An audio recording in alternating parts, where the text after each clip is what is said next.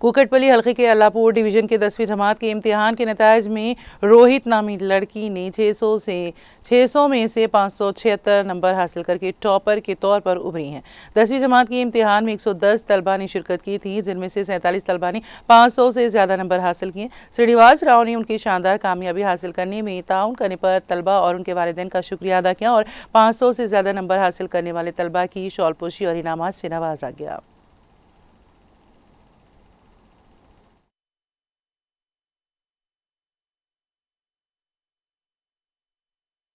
Sai Chaitanya high school Vivekananda నగర్లో 1999లో start చేసి ఇప్పటికీ 26 సంవత్సరాలు పూర్తయి 27వ సంవత్సరంలో అడుగుపెడుతున్న శుభ సందర్భంలో ఈ 10వ తరగతి పరీక్షా ఫలితాల్లో 100% పాస్ అయ్యి 600కి 576 మార్కులు సాధించి రోహిత్ అనే అమ్మాయికి ఒక స్టాండింగ్ ఫ్యాన్తో గిఫ్ట్తో పాటు మిగతా వాళ్ళందరికీ కూడా చిన్న చిన్న గిఫ్ట్లు ఇవ్వడం జరిగింది.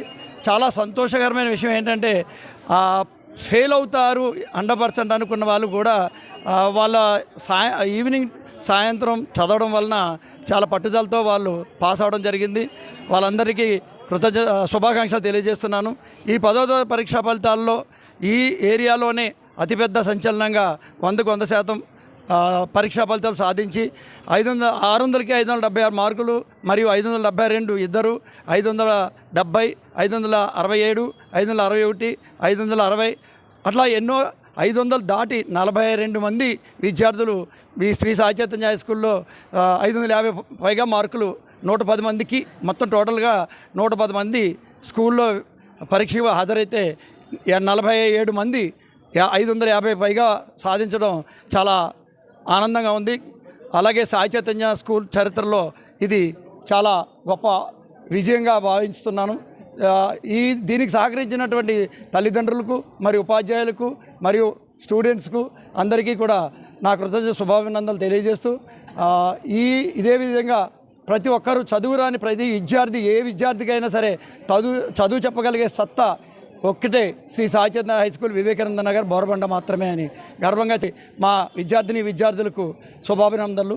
Thank you. సెలబ్రేషన్స్ అందరికీ కొన్ని శాలువాలతో సత్కరించి గిఫ్ట్లు ఇవ్వడం జరిగింది. అలాగే ఇంకా ముందు వారికి మంచి గిఫ్ట్లు ఇవ్వడం జరుగుతుంది. 500 మేము యాక్చువల్గా 585 ఎక్స్పెక్ట్ చేసాము, కానీ 576 మార్కులతో సాధించి విజయం సాధించడం జరిగింది.